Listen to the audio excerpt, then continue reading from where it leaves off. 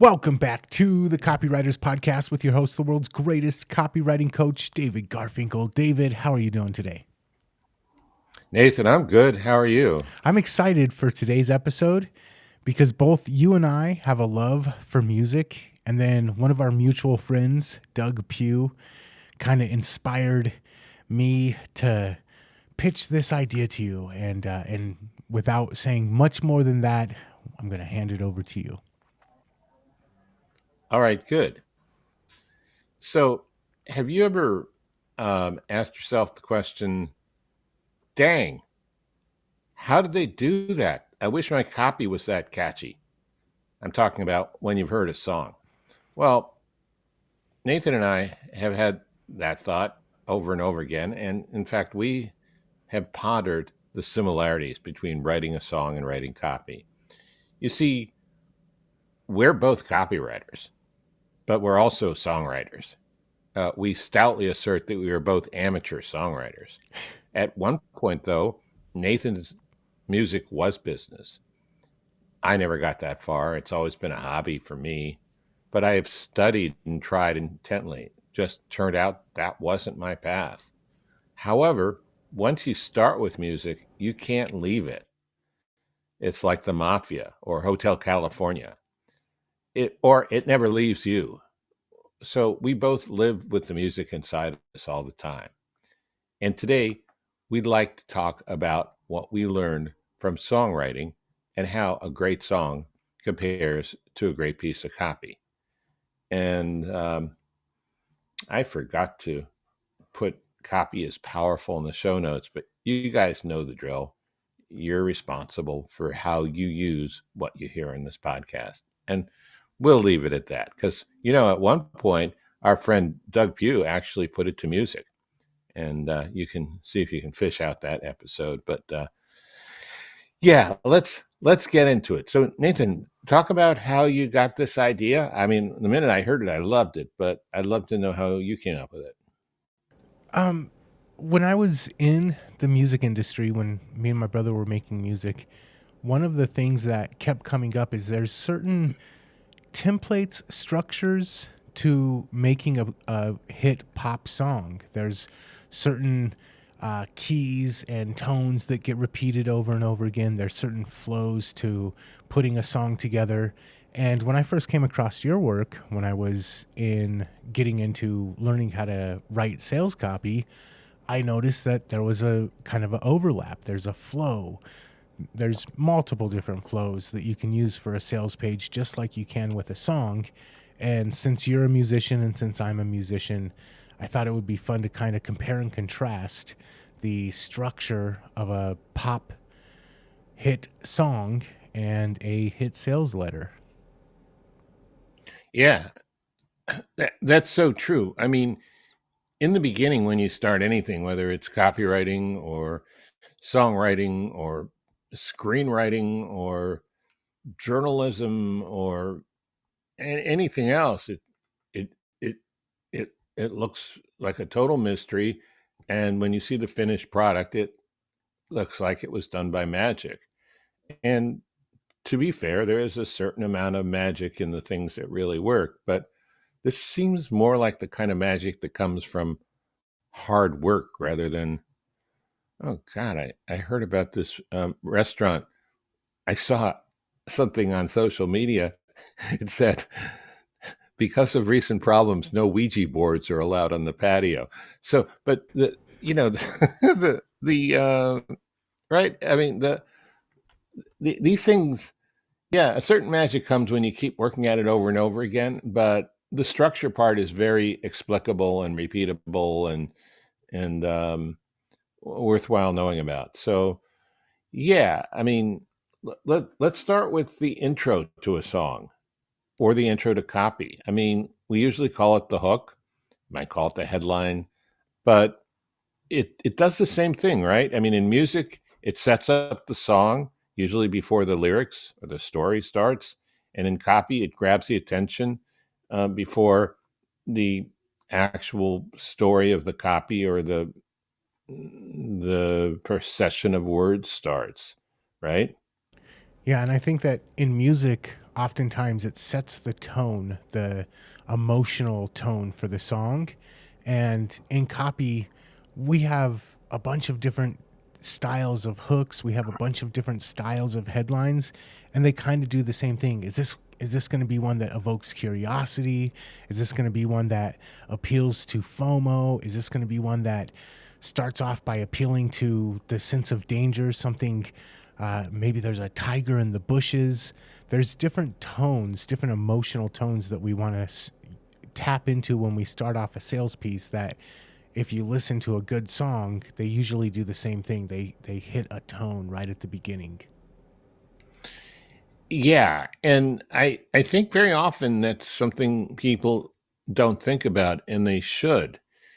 It's like, the branding world, a lot of times their commercials and their ads and maybe even their websites are all about creating a feeling, right? They want a customer to associate safety or pleasure or togetherness of a family with their product. And um, I don't think we put as much emphasis on that in direct response marketing, but we should put some, because emotion is going to be the thing that drives a person to take action, including to buy, right? And just to kind of put the cherry on the top, a lot of times when you're listening to a good song, before the lyrics even come in, just that listening to the first 4 bars or the first 16 bars, you can tell what type of song it's going to be. You can tell, is this going to be an upbeat song? Is this going to be a song that's dramatic and pulls at the heartstrings? What type of song is this going to be? And a lot of times, just reading the headline and maybe the first part of the hook, you can also do that with sales copy if the copywriter is as good as a good hit song writer is. Right. And, that's a really important point. I'll probably say this for as long as we're doing the podcast. Even with some of my most experienced and successful clients, they miss that part. You know, I spend a lot of time going over the headline, the hook, the deck copy, that whole headline complex, and the first few sentences. Um, Mainly because I don't think, as copywriters, as marketers, we have been nearly as attuned, pardon the pun, to this um, as songwriters and musicians are. I mean, you know, for a musician, that's like the first thing you're going to look at. In classical music, is it going to say allegro, or is it probably might say triste, happy, sad. I mean, that might be like right at the top of the music.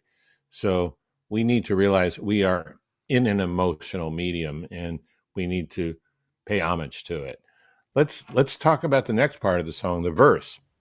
Songs typically have this part of the song, then this part of the song, then this part of the song. And there's parts that repeat and parts that go off their own way. And that's the same thing with a piece of sales copy. So the first verse is usually where you kind of set up what the song is about. You set up the story that's going to be going on. You set up the setting of, and that's also the same thing with a lot of sales copy. That's where we set up, hey, this is the problem people are dealing with. Hey, this is the desired outcome that people are looking for. These are the stakes. So in storytelling, in songwriting, and in sales copy, that first section usually does the same job in all three forms of writing. Yeah, and I'd like to point out that um, in school, and maybe in business and in journalism, you can easily be criticized for repeating yourself. Well, you already said that. You can see that a teacher writing that in page 5 of a term paper because you said it on page 1. Um, the rules are very different. In real life, if you listen to the way people talk, they repeat themselves constantly, unknowingly, and the rules are different in songwriting, and the rules are different in copywriting. Now, with things that get repeated, you don't repeat everything, but there are certain things like your hook, like your chorus, which we'll get to, you repeat. And you may have a certain theme or a certain set of words where you describe a particular problem or a particular solution or a particular idea or method or process. You're going to repeat it. And you Mhm. need to, especially if it's new, in order to familiarize somebody with it. They might not get it the first time. hmm And we've talked about on the show before the idea of like a golden thread that weaves through a piece of sales copy. Same thing with songs. A lot of times in that first verse, you get a hint at what the golden thread that's going to weave through that whole song is going to be. And that's one of those things that it's, as a copywriter, that's one of the like final cherries on top. That's one of the skills that most people don't get until years into their career, but it's one of those things that definitely makes a difference. Yeah, as long as we're at the verse at this point, it's amazing how much. Um, all right, so let's risk copyright violation by quoting Paul McCartney yesterday. Love was such an easy game to play. Now, now what? It just fades away. I don't know. I believe in yesterday. I missed the third line, but he said so much in so few words. Every word had to earn its place. My buddy, co-conspirator, partner, and mentor, John Carlton, said also about copywriting. Every word has to earn its place. You know, there's another thing that happens in the verse, which is the verse starts to develop the emotional message of what comes next. And this is why it's good to develop those antennas if you don't already have them as a copywriter for emotion, because you know, it's not the same, not to the same degree. The purpose of a song is mainly to express and evoke emotion, right? And including entertainment. The copy, the main purpose is to sell. Yeah, Real you got to quick, say something. talking about every word has to earn its place. One of the things that sets apart an amateur performer from a professional, really polished, well polished lyricist is you can tell. We've got like SoundCloud rappers now where anybody with Fruity Loops on their computer can come up with a beat and record it and put their song out on SoundCloud. And a lot of the unpolished ones, they have words that feel shoehorned in. They have words that don't fit the flow, and you can hear it. And every time you hear it, it feels a little bit off. It feels like it was shoved in when it didn't belong there.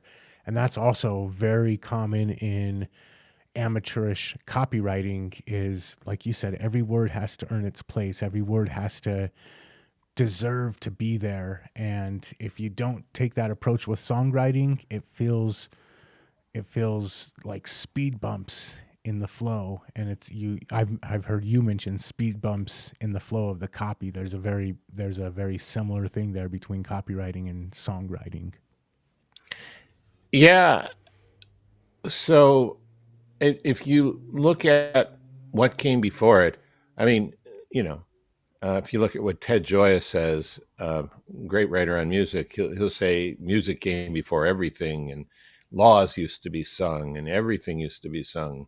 But if you don't look at it from his knowledgeable point of view, but you just look at it from a more standard, narrow point of view, poems really came before songs in terms of popular culture, hmm maybe not in terms of.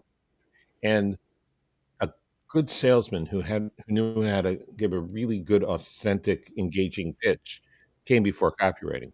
Well, neither the poet nor the really skilled salesperson wastes words. hmm They pick carefully because they want to do what works. hmm Let's jump to the chorus. We kind of talked about it a little bit. In a song, the chorus gets repeated. It's a major emotional message, right? if people have listened to a song, they know there's the intro to the song, there's the first verse, and then the chorus comes, and then there's another verse, and then the chorus comes, and then there's a third verse, and usually they end the song with the chorus. Well, the chorus gets repeated throughout the song at different points. And for me, that's kind of like a call to action in a piece of sales copy. I don't typically only have one call to action. I have the call to action 3 or 4 times throughout the piece where it makes sense in between the different sections of copy. We've talked before about the Lisa Simpson buyer. Homer Simpson's ready to buy right away. Lisa Simpson needs some persuasion. And so if you don't have the call to action up at the beginning for the Homer Simpson buyer, you miss that sale. And if you don't have it at the bottom for the Lisa Simpson buyer, you miss that sale. So having a repeating chorus, for me, it's just like having a repeating call to action throughout the sales piece. Yeah, I really like that idea. What about tempo? You know, tempo is the beat, the rhythm, and in a song, very often it'll increase towards the end. It'll get higher. It'll speed up. But the same thing's true in copy, right? Mm-hmm. If you're trying to like catch a train and the train's already moving at 40 miles an hour when you first get there, there's no way you're going to catch it. So it needs to be a little bit slower, but you want to eventually get to that 40 miles or 60 miles an hour. But you can't start there. And so that's kind of how I look at a piece of sales copy. If I just start right away, assuming we have the curse of knowledge, we have uh, jumping too quick to selling and impressing, and same thing with songs. If the song starts off too fast, it's hard to get you into it. And same thing with a piece of sales copy. If it starts off too fast, it's hard to get into it. So you see that kind of buildup. And I think that that's just something in our brain. I think that we like that buildup because I notice movies, great books, they start off in the where we're at and then they slowly speed up. It's like a roller coaster. And eventually you get to the highs and the dips and the highs and the loop-de-loops. But if you just start off 50 miles an hour, nobody's jumping on that ride. Right. We definitely do. You see that pattern throughout, all forms of communication and all forms of activity. Really, I mean, you think about a football game and think about how it becomes more intense in the last 2 or 3 minutes, if it's close, which they often are. If it's not, people have basically given up mentally at that point anyway. But if you're going faster, you do reach a peak at a certain point, and it's called a crescendo in music. Um, in a song, this is the climax of the emotion. It's the big hammer on the heart. Um, in copy, this is a little like a crossroads close. It's like, okay, this is it, now or never, right? Light or darkness. Yeah, I've heard you actually talk about this about the rhythm and as you get towards the close, your lines become shorter, they become punchier, they become more kind of like machine gun firing copy rather than pop, pop, pop at the beginning of the song. It starts becoming like pop, pop, pop, pop, pop, pop, pop, pop, pop, pop, pop, pop, pop, pop, pop. I know that sounded like a little bit crazy, but I have noticed that in Now, songs, now you guys know how Nathan used to rap. Okay, yeah. in songs, they do that towards the crescendo of the song. And in copy, I've heard you talk about how the way that you write kind of changes towards that buildup. Yeah, the word I like to use is staccato. It's very very intentional and moving forward in one direction. It's not particularly lyrical or varied or interesting. It's just like purposeful, and you know, do it now. Pick up the phone. Do it now. Click the link. I mean, um, which works and which people can receive. There's if they haven't made a decision, they're going to click away or think about it. But if they are very close to a decision, that will pull them off the fence. Yeah, and one way that this plays out in the real world for me is a lot of times bullet points because they kind of fit that. When you're looking at a piece of sales copy, you have parts where it's kind of paragraphs of 3 or 4 lines at a time, And then you've got the bullet points that are usually just one sentence each. And usually for me, the bullet points tend to feel better towards that build up, towards the end of the sales piece, rather than starting a piece of copy off with a bunch of real quick bullet points. I tend to put them towards the end where I'm trying to build up that fast paced, did you call it staccato? Staccato, yeah. Staccato, yeah. That's typically how I see it just visually. Is the bullet points kind of help move that progress along. What are your thoughts on that? Well, I mean, I love that you say that. It never occurred to me that bullet points would be staccato or that you would have them at any particular point in the copy. But, outside of a few landing pages where you got to get the whole point across in a minute to get someone to opt in or you're done, or maybe some sales pages on e-commerce sites. Um, Absolutely. What I was thinking of is the organic equivalent. And I don't mean organic content. I mean like real life. Like like you meet a friend. Now there are a few people who you'll sit down with them for coffee and they immediately start running a to-do list on you. Or Nathan, the agenda for this conversation is boom boom. But most people say, hey, how you doing? Oh man, you wouldn't believe what happened to me last night. Uh, Guess who I ran into? You right? And sort of like rapport, storytelling, chit chat. It's how most humans behave and interact. Not everyone, and not in every situation, but in most situations, and certainly in a friendly situation, which you want the sales letter to be. Even if you're talking about something threatening or fearful, you don't want them to hate you for telling them. You want them to appreciate the fact that you're warning them of something horrible. So, uh, yeah, if you think about what real life is like, and then as you're getting more relaxed and you start telling a joke and you start talking faster, and you and if you're getting to the punchline of a joke, and have you noticed punchlines usually don't have 5-syllable words in them? They're usually very short. Totally out of context, I'm going to read a punchline of a joke I shared with you privately, which was a clean joke, but um, and listen to this. That sure is a big rock. I mean, that's very, very staccato, very, very simple words, right? Well, So, it's right there in the name, punchline. It's a line full of punchy, quick, short words. So that's what it is, a punchline. yeah, you notice it's not called a macrame line. True that. Um, Usually, back to the comparison of copy to songs. Usually after that point, I'm thinking of like the Queen song "We Are the Champions of the World." After the like build up, then there's the kind of like slow.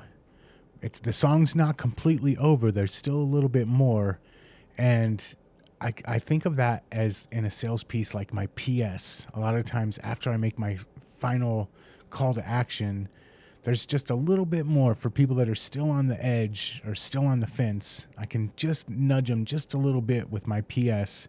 That kind of always feels like that wind down of a song for me, and I wondered your thoughts on that. Yeah. So the technical term is coda. That's what that very last part is called. And sometimes it's just repeating a line as it fades out, or PS. But if the song is trying to deliver a message to save you from ignorance or from absence of emotion or from a bad feeling, um, then it's your last chance at salvation. And and PS is sort of the same thing. It's your last chance to avoid the horrors of not having this product or this service in your life. Same idea.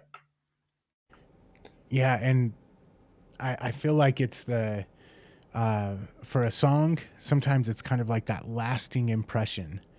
And for a sales piece, if there's a possibility, especially in emails, I like to use PSs a lot, where it's They might close the email because they're sitting in line at the bank and they can't make the decision right now. They were just checking their emails on their cell phone.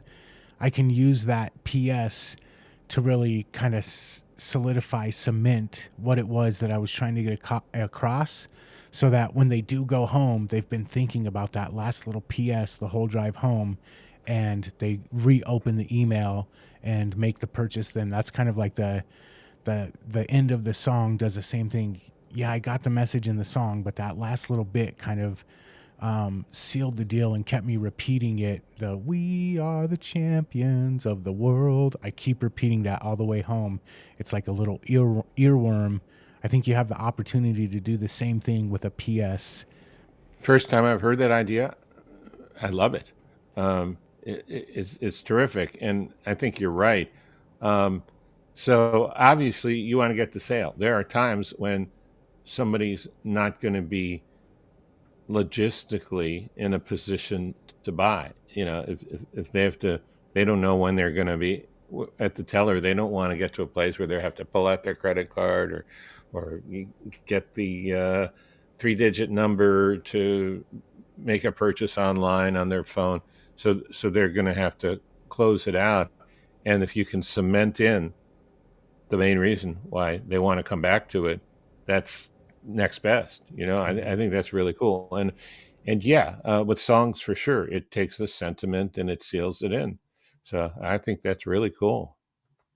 We have a couple like little bonus pieces. I don't know how many of you want to go through, but I did want to. I saw that you had dynamics here, and it immediately reminded me of the roller coaster. The a song a lot of times feels like a roller coaster ride. A good movie feels like a roller coaster ride. A good sales piece feels like a roller coaster ride. Yeah. So dynamics can be, you know, especially in a movie that's melodramatic, the trumpets come up, the drums come up when you're listening to a soundtrack of a movie, and or you might hear these, very quiet strings during a tense scene or maybe during a romantic scene.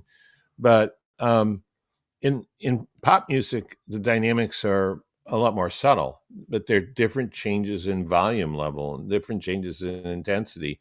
And the same thing works in copy. If you just keep pounding them from the very beginning, that's not going to work as well. It's going to wear people out. They're going to go, I can't handle that. But if you can alternate a little bit, slow down, speed up, the whole roller coaster idea, increase intensity, take a breath. You know, Another shocking idea. Take a little time to unpack it. That kind of thing. That that creates entertainment in a different way than we're used to thinking about entertainment, and it keeps people reading, keeps people watching. I wanted to ask. This is something that I learned from you very early on. Is helping to smooth the transition from one piece of your copy to the next. And there's something similar Mm. in songwriting as well. Yeah, a bridge, right? I mean, and bridges are hard to write. It seems to me. I I never completely I didn't even approach mastering songwriting, but I never even completely got all the pieces down. But Bridge is fantastic because it's a transitional section that smoothly connects different parts. And in copy, it's the same idea, or it serves the same purpose. I think it's done differently, but it keeps the reader from feeling, whoa, why did you bring that up? Or I thought we were talking about this, and now you're talking about I've that. noticed ones that you tend to fall back on are like therefore, or I'm telling you this because, and it does. It just gives that simple transition from one step to the next. Right. And by the way, this appeals to a certain part of our brain, which always wants to know, why is this happening? What caused that? So it it helps if it makes sense, but it doesn't even always need to make total sense. It just needs to read smoothly. Okay, I want to cover one last one before we're out of here, and that All right. is the story arc. And songs typically have a story arc to them. Sales pieces have a story arc. I wanted to get your thoughts on that. There are a couple of types of things.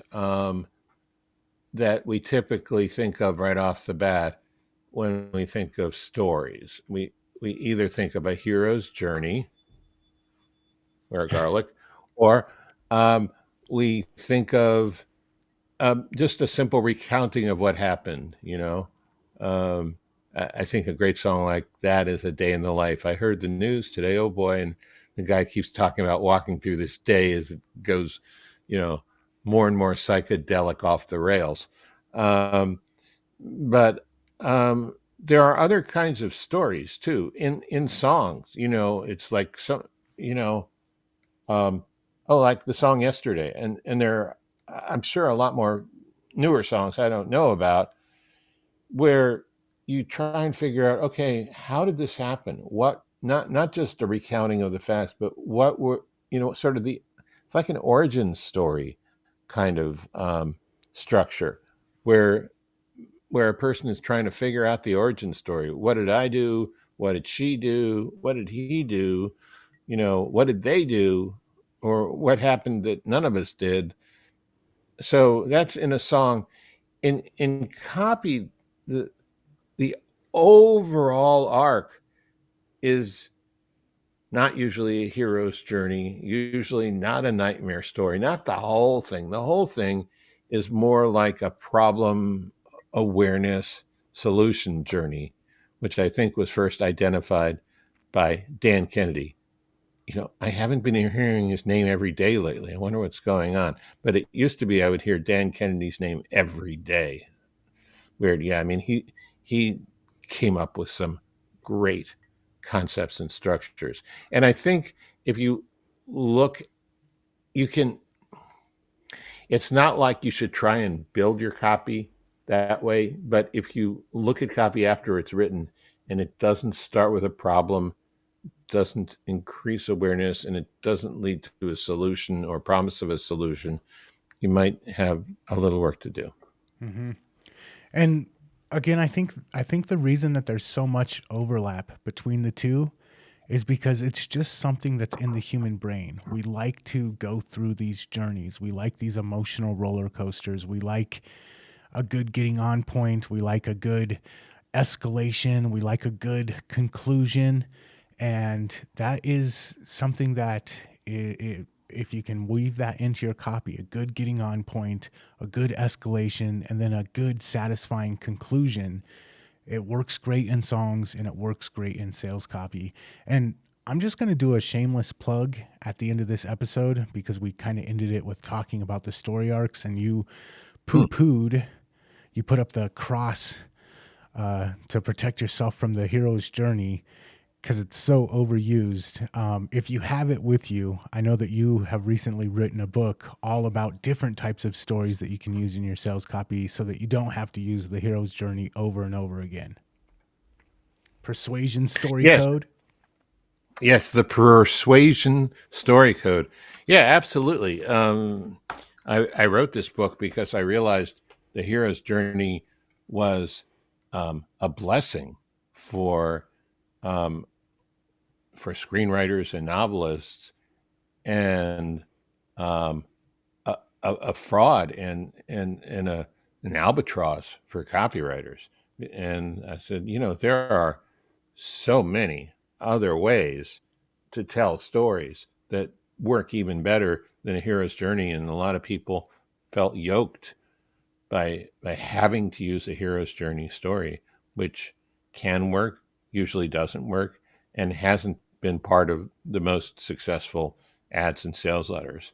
So the persuasion story code, get it, get it. And we'll have a link to it over in the show notes for this episode. If you want to check that out, head on over to copywriterspodcast.com. And until next time, David, we'll catch you later. Thanks. Catch you later.